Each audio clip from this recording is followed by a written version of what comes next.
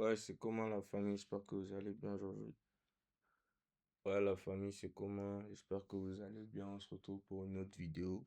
Encore une fois, on va parler de ce qui va se passer avec nos devises, enfin nos modes de paiement, enfin la manière dont on vit, quoi, parce que c'est généralement au centre de nos vies, tu vois. Il faut qu'on regarde ça ensemble et il faut qu'on décrypte ça ensemble. De réserve naturelle pour nos petites économies, eh bien c'est fini ou presque. Dans le magazine du 20h, nous nous intéressons à la fin du cash, des espèces, avec les paiements par carte, en ligne, sans contact, les billets circulent moins.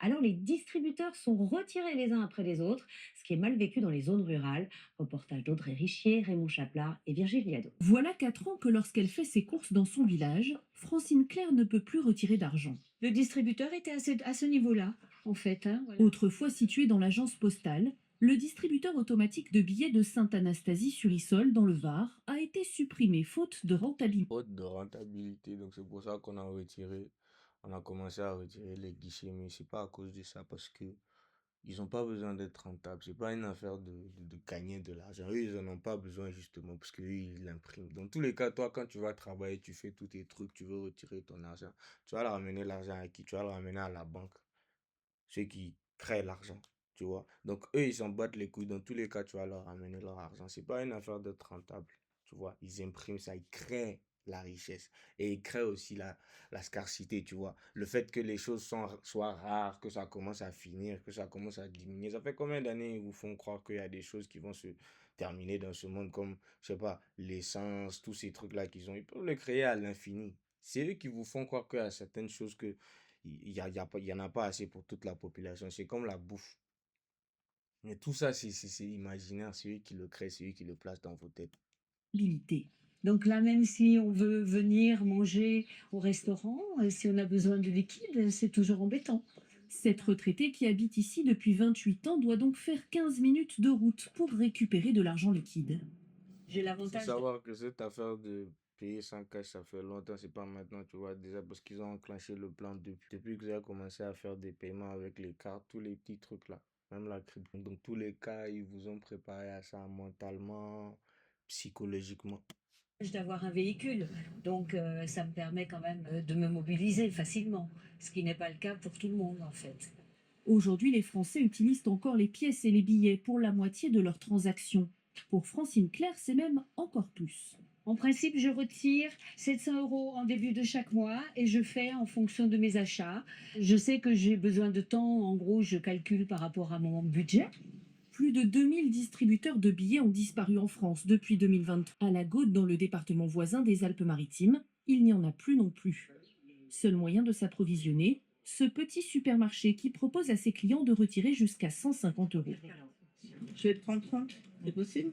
Billet de 20, billet de 10. Tout ça, c'est fait exprès. Le fait que la boutique, là, le supermarché, ils vous laissent retirer de l'argent. Tout ça, c'est fait exprès parce qu'ils veulent que ce soit maintenant plus dur pour vous. Ils veulent que ça vous fasse chier. Parce qu'à un moment, déjà, là, les gens qui sont dans les coins éloignés comme ça veut dire que maintenant, soit si tu as une voiture, tu te conduis, tu vas en ville, tu vas retirer ton argent, tu reviens.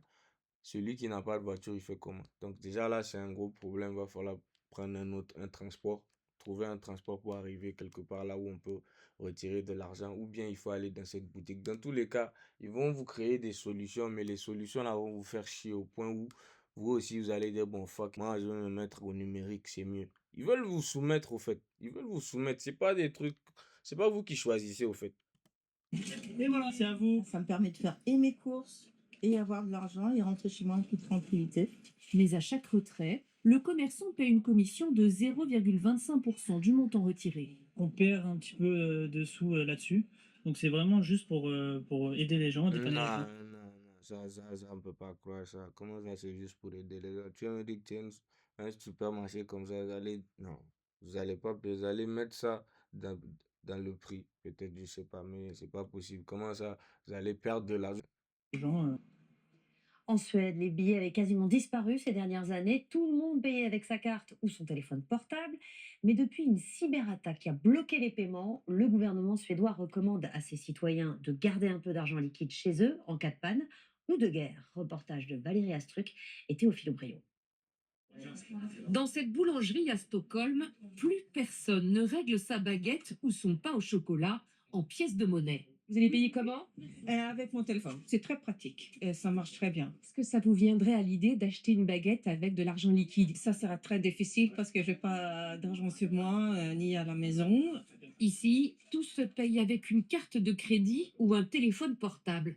Sur le comptoir, fini la caisse. Le patron, un Français marié avec une Suédoise, n'accepte plus de liquide depuis 6 mois. Le cash, c'est trop contraignant. Ça prend trop de temps. Compter la caisse le soir, amener le cash à la banque.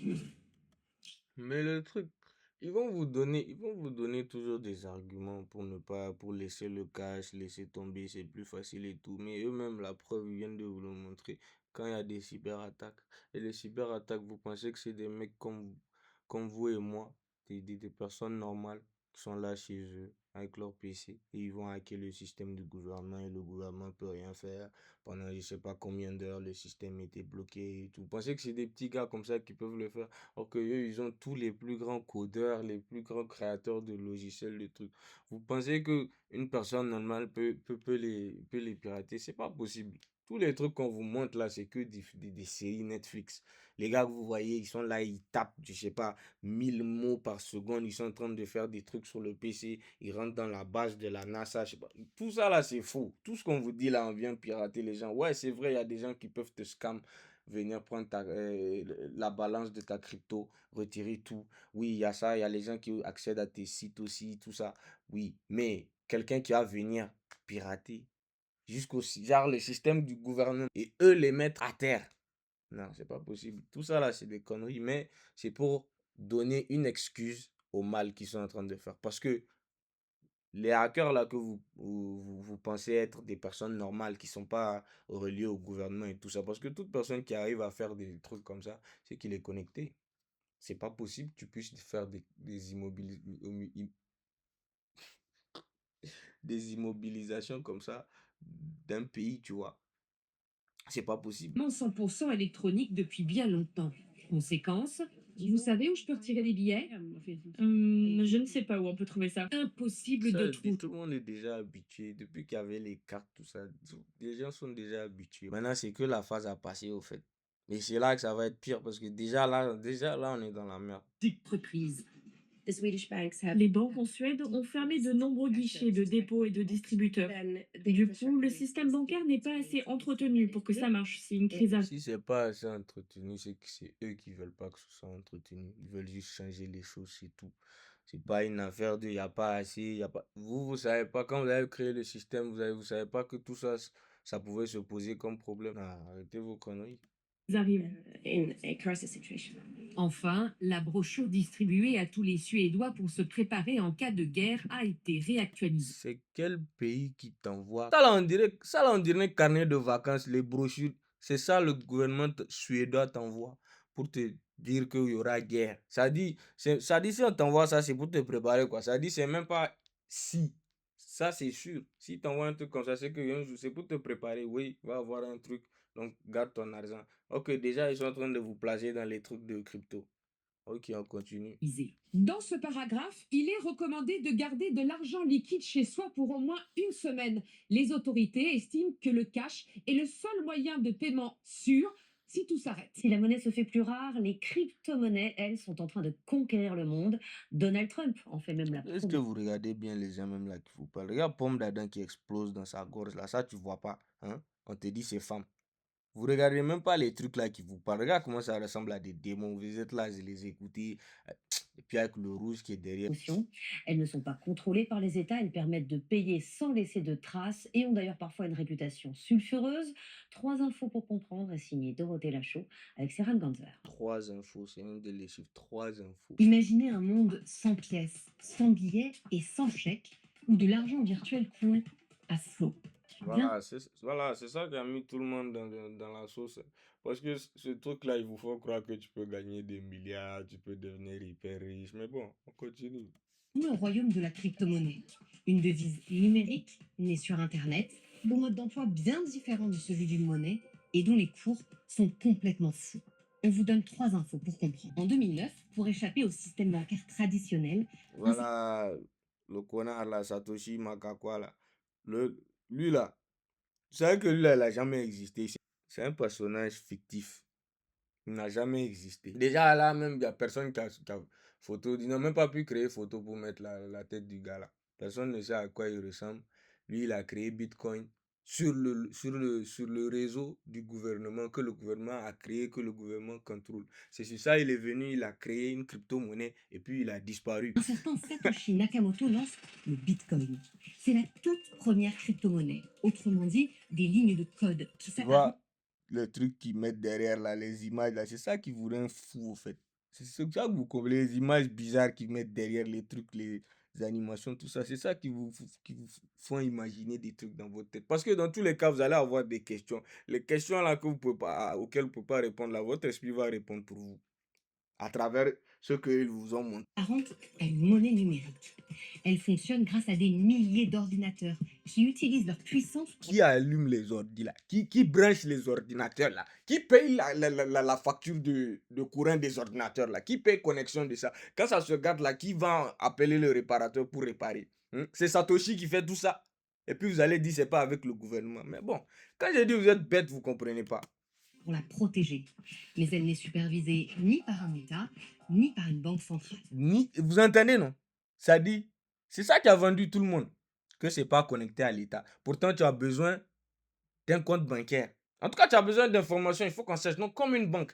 Et la plupart du temps, c'est avec des cartes de crédit, les gens appellent leur Bitcoin. Ils payent leur Bitcoin. Donc, ça veut dire que l'argent sort de ta banque et ça part dans Bitcoin. Et le gouvernement n'a rien. Parce que maintenant, il y a plusieurs plateformes. C'est plus comme avant. Maintenant, il faut qu'on sache qui tu es. Et encore, ce truc-là, ça existe sur Internet. Internet que le gouvernement a créé. Donc, tu veux me dire quoi? Tu veux me dire que toi, maintenant, le truc qu'ils ont créé, ils ont mis devant vous que c'est pas décentralisé et vous croyez que vous allez vraiment le contrôler. Quand ça monte, ça descend là, qui fait ça? Tu penses que c'est toi? Arrêtez vos conneries.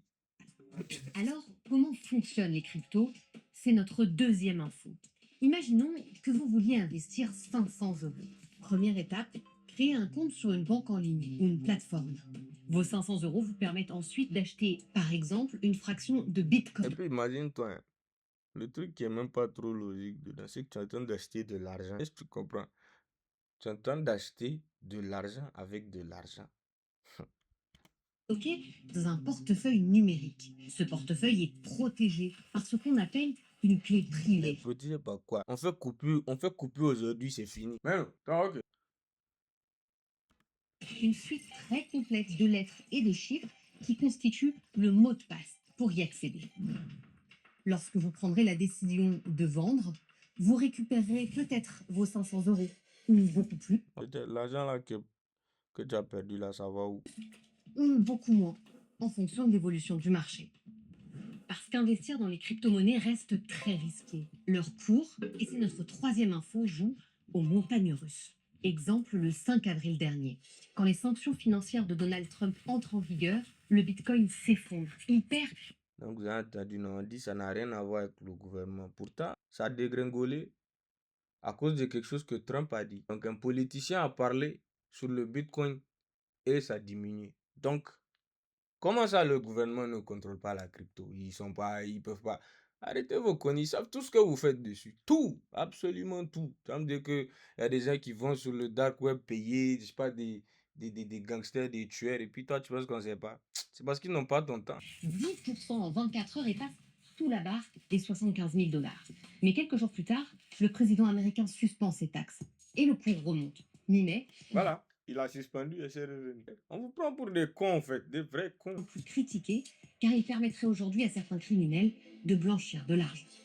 Placer l'argent comment? Ils savent, arrêtez vos conneries. C'est avec ça même ils vont savoir.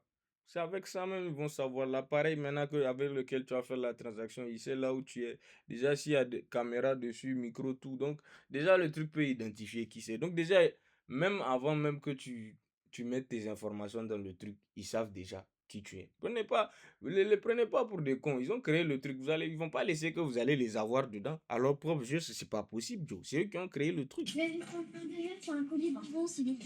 Plutôt que des pièces de monnaie, Jeanne Carpentier utilise cette figurine. Et bien sûr, ils vont choper vos enfants aussi, hein. Ils vont pas laisser vos enfants. Pourquoi? Ils vont les choper dès qu'ils sont petits. Ça veut dire quand tu es petit, déjà, on va pas te faire de compte. On va te faire un compte, mais bon, c'est pas toi qui as vraiment l'accès. Moi, je parle de quand tu es adulte, tu vois, quand tu es jeune. T'es adulte toi-même, tu prends ton propre argent, tu vois, tu fais ton propre compte, tu vois. Mais déjà là, parce que ça, c'était la génération d'avant. Maintenant, cette génération-là, eux déjà, regarde, ils ont déjà les systèmes et tout. Donc, déjà, le système a capté leur esprit depuis qu'ils sont petits. Donc, déjà, c'est foutu. C'est foutu. Parce que s'ils te chopent quand tu es un enfant, c'est fini. C'est fini. Figurine pour payer son goûter. Avant, j'avais de l'espèce, mais maintenant, j'ai un petit boîtier qui sert à Oui, payer. bien sûr, ils vont vous peindre des trucs comme ça, des trucs qui ressemblent à des Naruto ou des trucs. Oui, pour les enfants avec toutes les couleurs, c'est de la même manière, ils font bouffer vos enfants du poison dans des boîtes colorées, Fruity Loops, Cornflakes, toutes ces conneries. C'est pas de la bouffe, c'est que des produits chimiques. Comme les chips, toutes les conneries là qu'ils sont en train de manger là. Il n'y a rien de bon dedans. Il n'y a rien de naturel dans ce monde-là. Payer comme une carte bleue, en sans contact. Le début de l'indépendance pour la jeune fille de 11 ans. Quand je veux aller m'acheter des bonbons, généralement, j'ai pas le droit. Mais là, avec ma mère n'est pas là, Mais ça là, quelle indépendance? Ça là, c'est la même chose. Ton enfant te demande l'argent du goûter, tu lui donnes et puis c'est fini. Tu me parles de quoi? je peux y aller. Pourtant, chaque dépense est surveillée à distance par sa mère. Quand ils achètent quelque chose, je suis toujours au courant. Là, par exemple, je sais que Jeanne est allée En tout cas, il y a quelqu'un d'autre qui est très au courant, plus au courant que toi-même. s'acheter un goûter après le collège. Les boîtiers peuvent être rechargés via une application qui permet aussi de suivre en temps réel les dépenses. Une tranquillité qui a un prix, une trentaine d'euros. Ça là, moi je vois pas. Ça là, les gens qui vont essayer de faire quelque chose de mauvais avec ça. Vendu en ligne, en boutique, mais aussi dans plusieurs banques. C'est ce qu'on propose, on va dire, à partir de 6 ans pour nos jeunes clients. Ça permet effectivement. 6 ans. 6 ans. Pourquoi ils ont dit 6 ans? Ils savent très bien de quoi ils parlent. Tout ça, c'est un truc maçonnique. Tout ça là, tout ce qui est ici là, le blanc, le noir, il y a plein de symbolisme dans ces trucs là. De ne pas distribuer de l'argent liquide, donc d'avoir une forme de sécurité. C'est extrêmement sécurisé en termes de paiement.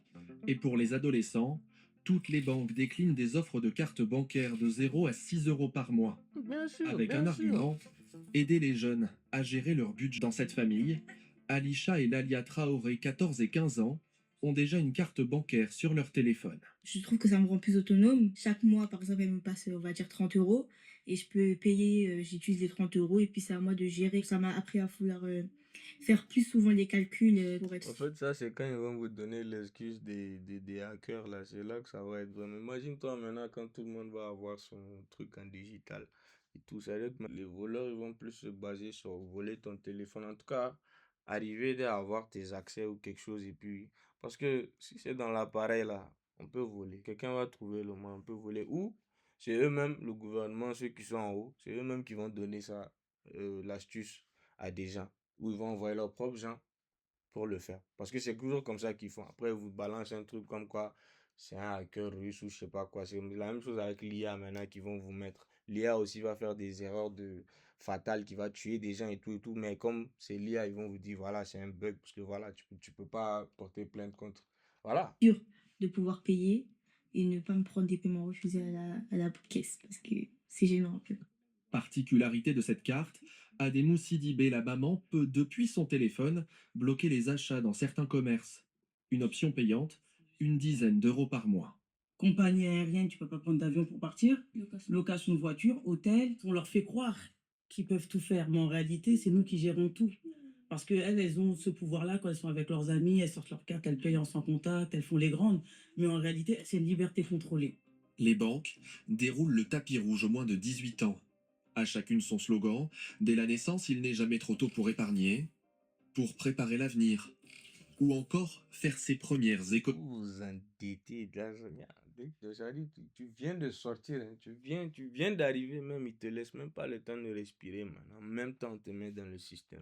Sans compter les célèbres récompenses pour les mentions au baccalauréat. Un pub. Et puis, ils vous font croire que l'école, c'est un endroit pour les gens qui sont intelligents. L'école, c'est la même chose que les prisons. C'est le même lavage de cerveau, tu vois. En plus, ça te garantit rien dans ce monde-là. Parce que ce monde-là peut chuter à n'importe quel moment. Mais on t'envoie dans ce truc-là pour pouvoir déjà bloquer ton esprit. Parce qu'ils veulent pas que tu aies un esprit créatif, tu vois. L'esprit que tu as eu quand tu étais né, là, ils veulent pas que tu le gardes. Parce que si tu le gardes, tu pourras pas te plier à toutes leurs demandes, tu vois, comme des trucs comme ça, le bac et patati patata, toute cette vie, quoi, qu'ils ont créée pour vous, là. Tu pourras pas t'aligner à ça. C'est pour ça qu'ils veulent que les enfants aillent à l'école dès qu'ils sont petits. Tous ces trucs-là, c'est subliminal. Ils sont en train de laver le cerveau de vos enfants. Et même dans les dessins animés, vous le savez très bien. Public pourtant peu rentable et sans réel pouvoir d'achat. Alors pourquoi les banques veulent-elles séduire les adolescents?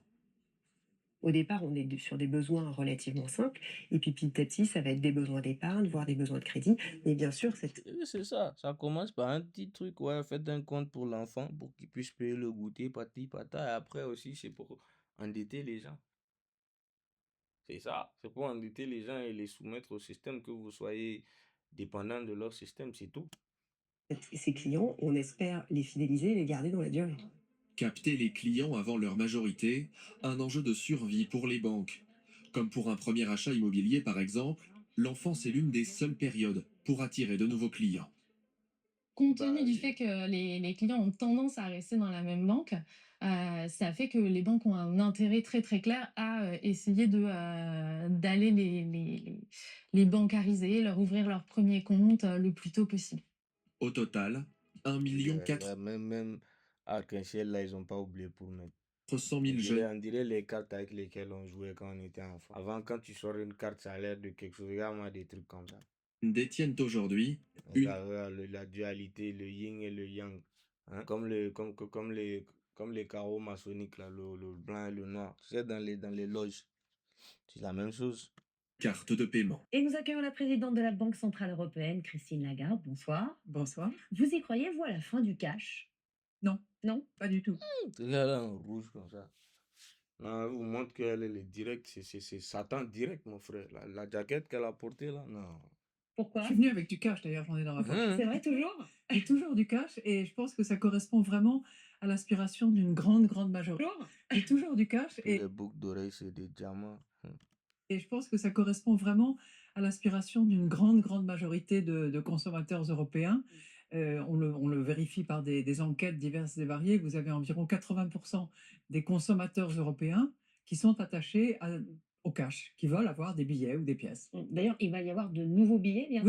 Oui, d'euros. absolument. On lance une nouvelle série. Ça verra le jour d'ici environ. Voilà, moi, je peux pas comprendre comment les gens regardent des trucs comme ça à la télé et puis des gens normaux comme toi. Regarde comment ils bougent même. Regarde que tu vas comprendre que c'est même pas des humains, quoi. 2 ou 3 ans, une fois que les gouverneurs du système européen auront tous donné leur accord, mais on aura un nouveau format, de nouveaux dessins et on changera un petit peu la vision de l'euro parce que c'est important pour que chacun s'y retrouve. Alors, vous êtes chargé de défendre l'euro, notre monnaie, de lutter contre l'inflation. Comment va l'euro aujourd'hui? L'euro va bien. L'euro est une vraie chance pour l'Europe. On a aujourd'hui 21 États membres de l'Union européenne qui partagent la même monnaie, l'euro. Et la dernière enquête de popularité, entre guillemets, nous indique que 83% des Européens ont confiance dans leur monnaie. Donc l'euro se porte. 83%, 83. Inversé, ça fait 38. Ça veut dire que là, ils sont en train de parler parce que le numéro 38, c'est associé à la mort. Bien au regard des consommateurs qui sont contents d'avoir des euros, qui font confiance à l'euro. Et puis l'euro se porte bien parce que les investisseurs européens ou étrangers investissent en Europe, investissent en euros. Il est assez haut par rapport au dollar. C'est pas un désavantage? Je ne vais pas m'exprimer sur est-ce que c'est assez, est-ce que c'est pas assez. On est dans des taux de change flottants et des monnaies qui s'ajustent les unes par rapport aux autres. Mais en général, quand une monnaie est forte par rapport à d'autres monnaies, soit une comme le dollar ou un panier de monnaies, c'est que les éléments et les fondamentaux de l'économie sont solides. C'est plutôt bon signe. Vous annoncez que la croissance dans la zone euro sera un tout petit peu plus faible que ce qui était prévu, c'est 1,1% l'année prochaine. Ça veut dire que l'impact de la guerre commerciale lancée par Donald Trump est finalement très faible? J'aimerais bien que ce soit le cas. Man, je te dis, à chaque fois qu'on lui pose une question, je sais pas pourquoi elle a une manière de... Attends, tu vas voir. Sont très faibles? J'aimerais... What the fuck was that, man? Voilà, les trucs là, c'est pas des humains. Je te jure, c'est pas des humains. Voilà. Bien que ce soit le cas. On a surtout une très grande incertitude parce qu'aujourd'hui, les négociations sont en cours. On ne sait pas exactement où elles aboutiront et on est dans un régime dit de pause. Régime de pause dans lequel on paye quand même 10% de droits de douane en plus. C'est le scénario d'ailleurs que vous avez pris pour oui, donner c'est le scénario. Oui. Tu vois comment on parle de scénario? C'est scénario on est en train de vous faire. Rien n'est vrai dans tout ça là. On vous parle de guerre, je sais pas, guerre avec Donald Trump, guerre avec l'Ukraine, tout ce truc-là. C'est que des scénarios qu'ils écrivent et ils vous envoient pour vous faire peur, pour créer le chaos et à travers le chaos, créer l'ordre. Parce que quand ça va être le chaos, vous allez être en peur, vous allez être terrorisé, vous allez vouloir que ça s'arrête. Donc, pour que ça s'arrête, il faut que vous vous pliez à l'ordre. Et la souffrance est inévitable dans ce cas. Dans ce cas-là, il faut savoir que vous allez souffrir parce que ici, là où vous pensez que vous vivez chez vous, ils nous ont amenés ici. Ils nous ont amenés ici. Et c'est pour ça qu'on souffre ici parce que ici, c'est l'enfer. On vous fait croire que c'est quand vous allez mourir que vous allez arriver. Tu es là, tu vis dans un monde où tu dois t'attendre à une maladie. On t'envoie même des postcards pour te dire comment tu vas faire pour survivre s'il y a une guerre. Ça veut dire que, non. Tu vois, si tout était naturel, tu n'aurais pas besoin d'un heads up, d'une notification que ça arrive. Mais pourtant, ils le font. Ils vous le mettent dans les films, dans les séries que vous aimez, dans la plupart des choses que vous consommez, en tout cas digitalement. Donc, il faut comprendre une chose. Ces gens-là, ils ne sont pas là pour votre bien. Ils sont là pour vous faire souffrir et en retirer le profit. C'est tout, c'est tout. Ils sont en train de faire souffrir les gens. Ils sont en train de mettre les gens dans des habitudes qui va leur faire du mal. Donc, il faut que vous compreniez quelque chose. Vous ne pouvez pas vous plier à ce qu'ils veulent. En tout cas, si vous voulez un jour être libre, parce que vous ne l'êtes pas. Si vous pensez que vous êtes libre là où vous êtes, vous ne l'êtes pas. Les stars que vous voyez, les politiciens que vous voyez, ils ne sont pas plus libres que vous. Parce que eux aussi, ils ont quelqu'un au-dessus d'eux. En tout cas, quelque chose. Parce que je ne sais pas si on peut appeler ça quelqu'un. Mais c'est ça qui est en train de se passer. Donc, protégez-vous les uns les autres le mieux que vous pouvez. Et on se verra à la prochaine. C'était Blue Voice.